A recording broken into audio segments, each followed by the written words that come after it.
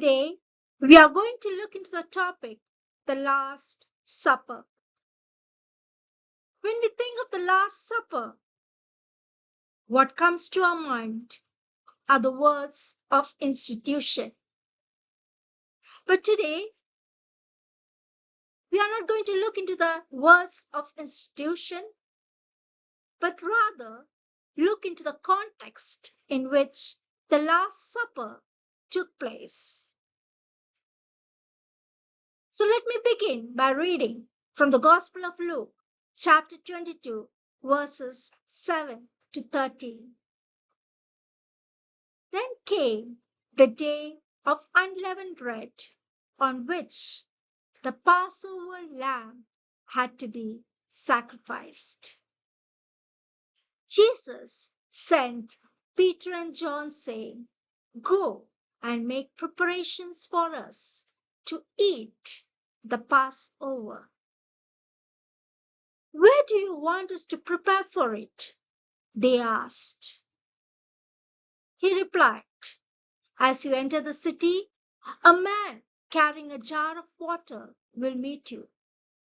Follow him to the house that he enters, and say to the owner of the house, 'The teacher asks, where is the guest room where I may eat the Passover with my disciples?'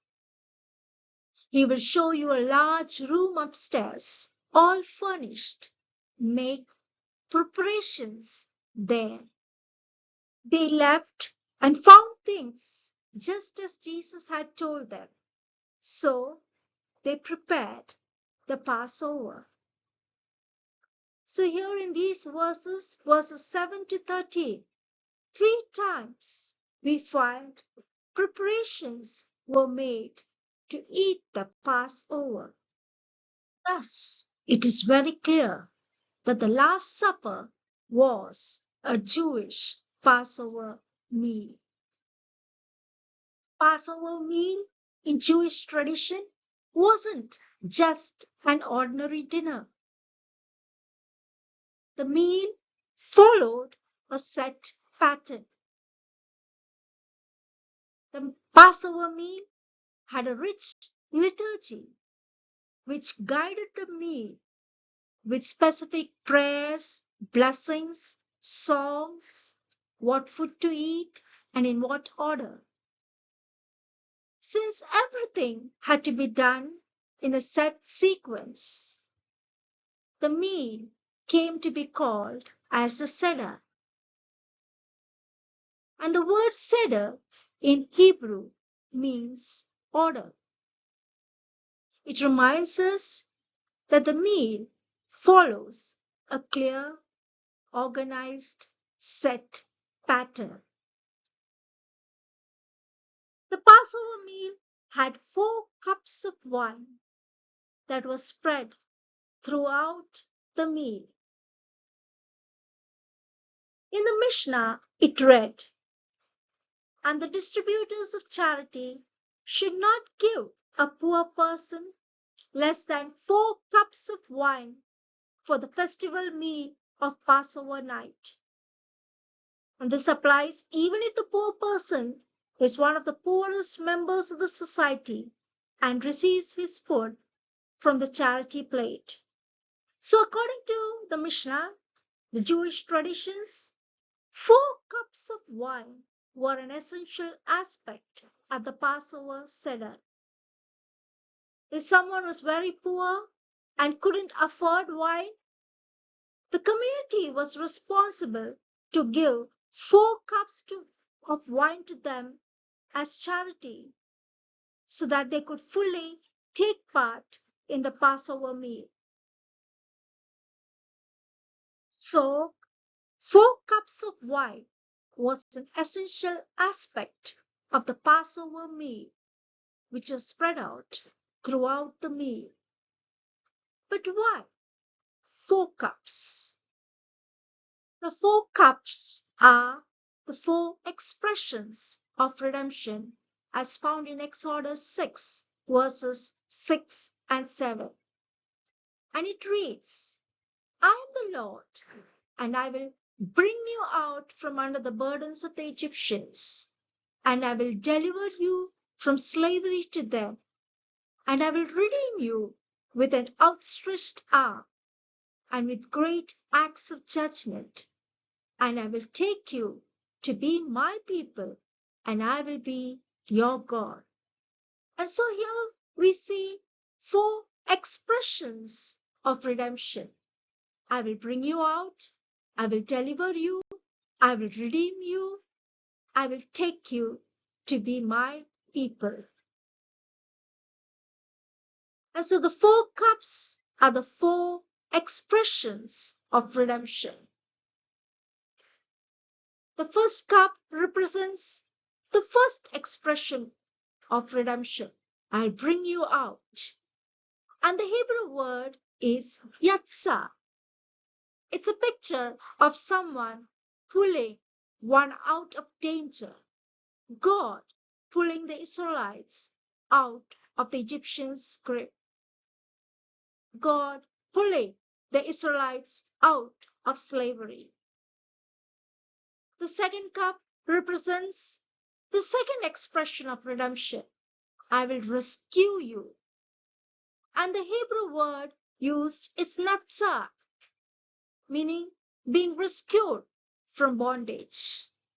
The simple difference between these two Hebrew words, yatsa and natsar, is yatsa is the action of rescue, God snatching you out.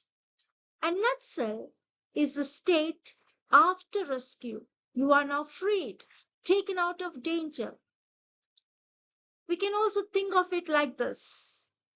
Yatsa is a firefighter pulling you out of the burning house. And natsar is you standing outside, now safe, no longer trapped inside. The third cup represents the third expression of redemption. I will redeem you. And the Hebrew word used is God. God doesn't mean redeem in a general way.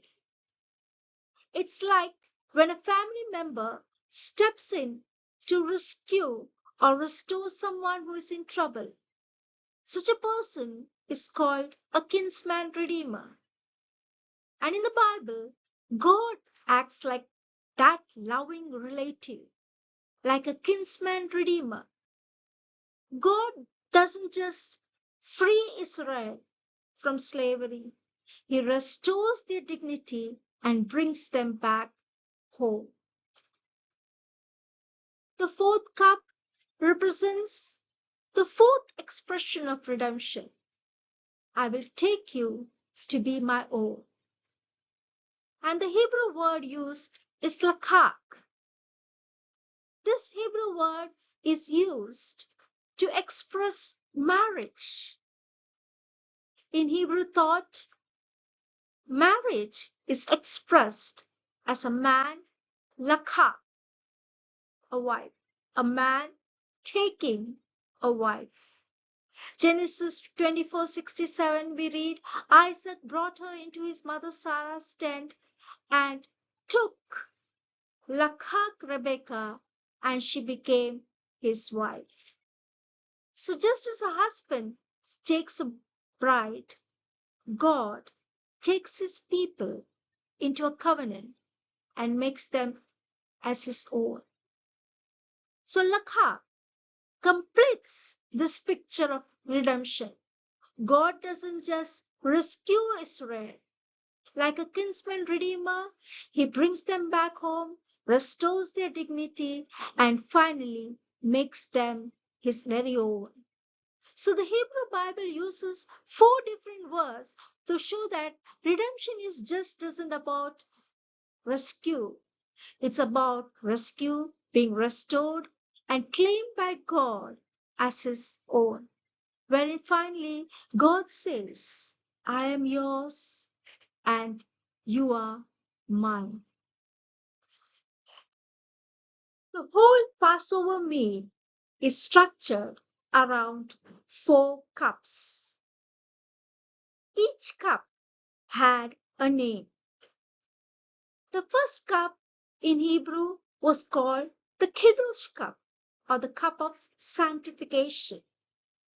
The second cup in Hebrew is called the Haggadah cup, or the cup of proclamation. The third cup is called the Berekah cup, or the cup of blessing. And the fourth cup is called the Hallel cup, or the cup of praise. Passover meal begins with the Father saying a formal blessing over the first cup of wine. He lifts the cup and says a standard Jewish blessing over the wine. Blessed are you, O Lord our God, King of the universe, who creates the fruit of the vine. After this blessing, the food would be brought to the table. And the food consisted of at least 4 key dishes. It included the roasted lamb, the matzah, bitter herbs, and a bowl of sauce which was known as the horeshet. The father would then take up bitter herbs, dip them in the horeshet sauce, and eat them. Once he finished this, the opening rites were over. After this, the second cup of wine would be mixed. The second cup is called the Haggadah cup, or the cup of proclamation, because at this point in the meal, the father would begin to proclaim what the Lord had done for Israel when he set them free from Egypt. And after the second cup, the supper begins, when the lamb and the unleavened bread would be eaten. And then the father would bless the third cup of wine. And finally begins the concluding rites, where the Hallel Psalms are sung, Psalms 115 to 118. And after the singing of the Psalms, the fourth cup was drunk. And when the fourth cup was drunk, the Passover meal came to an end. If the Last Supper was a Jewish Passover meal, how many cups should have been there in the Last Supper? There should have been 4 cups during the Last Supper. In the Gospel of Matthew and Mark, we read only about 1 cup. But in the Gospel of Luke, we read about 2 cups. Luke chapter 22 verses 14 to 20. In verse 17, we read, after taking the cup, he gave thanks and said, take this and divide it among you. In verse 20, we read, in the same way, after the supper, he took the cup, saying, this cup is a new covenant in my blood, which is poured out for you. So we see 2 cups. In verse 17, we see a cup in which he gives thanks. And in verse 20, we see the other cup, which Jesus identifies as a new covenant in his blood. But which of the 4 cups are these? Thankfully, the gospel writer gives us clues. The cup which Jesus identified with his own blood was a cup after supper. So this has to be the third cup, the cup of blessing, or the Berekah cup, which was drunk after the meal. Paul also in his letter to the Corinthians actually refers to this cup as the cup of blessing. And so, if this was the third cup, the cup before this, as was mentioned in verse 17, is the second cup, or the cup of proclamation, or the Haggadah cup. When we turn to the Gospel of Matthew and Mark, immediately after the words of institution, Jesus said and did something that would have baffled his disciples and the Jews in that time. Matthew 26:27-30 reads, Then he took a cup, and when he had given thanks, he gave it to them, saying, For this is my blood of the covenant, which is poured out for many for the forgiveness of sins. And when they had sung a hymn, they went out to the Mount of Olives. And so here, when it says, Then he took a cup, the cup here represents the third cup, the Baraka cup, or the cup of blessing, as we saw earlier. In the Gospel of Mark, too, we read a similar account. But in both the Gospel of Matthew and Mark, we read something very strange. After drinking the third cup, Jesus and his disciples sang hymn. Scholars say it is a clear reference to the Hallel Psalms, Psalms 115 to 118, which is part of the Passover liturgy. And after the hymn, the fourth cup is usually drunk and the meal comes to an end. But here in the Gospel portion, both in the Gospel of Matthew and Mark, we read, When they sung the song, they went out to the Mount of Olives. Both the Gospel writers do not say after they sang the song, they drank the final cup of wine. Instead, it says, after they sang the song, they went out to the Mount of Olives. So, in other words, when the Last Supper is seen through the first century Jewish eyes, we realize Jesus left the Passover liturgy incomplete. The Passover meal ends with the drinking of the fourth cup.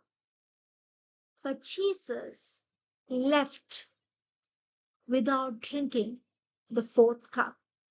He left without completing the Passover meal. At the Garden of Gethsemane, Jesus prays 3 times about the cup. My Father, if it be possible, let this cup pass from me. What was the cup he is referring to? Given the Passover context of this prayer, it's still the Passover night, and he had just left the upper room. Jesus is praying about the fourth cup, the final cup of the Passover liturgy. He had just celebrated the Passover, in which he identified his own body as a sacrifice of the new Passover. He identified one of the cups as his own blood poured out for the forgiveness of sins. In other words, Jesus identified himself as a new Passover lamb. And so when the meal is finished and he drank the wine, it means his death has arrived. That is why he didn't drink the final cup. That is why he didn't finish the Passover meal. But did Jesus drink the final cup? We read that Jesus did not drink the fruit of the vine on his way to the cross. The Gospel of Matthew 27:31-36, we read that when they came to a place called Golgotha, they offered Jesus wine to drink mixed with gall. But after tasting it, he refused to drink it. The Gospel of Mark also says the same thing. Jesus did not drink the fruit of the vine on his way to the cross. But when we move from Jesus carrying the cross to his final moments on the cross at the very end, Jesus did drink the fruit of the vine. Both Gospel of Matthew and Mark do say so. They tell that one of the bystanders got a sponge, filled it with wine vinegar, put on a staff, and offered it to Jesus to drink. But the most detailed description of Jesus' death comes from the Gospel of John. The Gospel of John, chapter 19, verses 28 to 30, we read that later, knowing that everything had now been finished, and so that scripture would be fulfilled, Jesus said, I am thirsty. A jar of wine vinegar was there, so they soaked a sponge in it and put the sponge on a stalk of the hyssop plant and lifted it to Jesus' lips. When he had received the drink, Jesus said, it is finished. With that, he bowed his head and gave up his spirit. So according to the Gospel of John, Jesus requested a drink at the moment before his death, and he drank the wine and says, it is finished. What was finished? The Passover meal, which had begun at the upper room, was finally finished on the cross when he drank the final cup, the fourth cup on the cross. Jesus did drink the fourth cup and completed the Passover meal. But he did not complete the Last Supper at the upper room. He began the Last Supper in the upper room, but the Last Supper was completed on the cross. So the Last Supper was not just a meal, it was a sacrifice.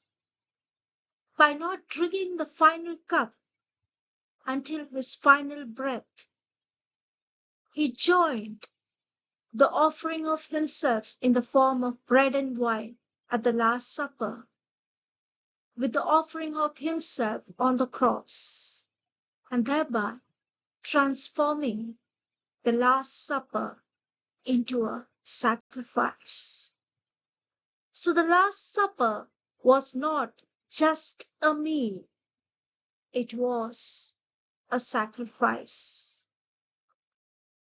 After drinking the final cup on the cross, Jesus says, it is finished. What is finished? The Passover meal is finished. Our redemption is finished.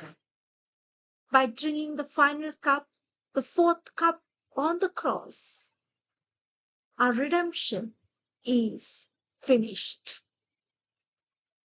Through the sacrifice of his own flesh and blood poured out on the cross, Jesus has taken you to be his very own and made us his own. And now at last, he says, I am yours and you are mine. You brought me out of darkness. You rescued me with might. You redeemed me and restored my soul. You took me and made me your own.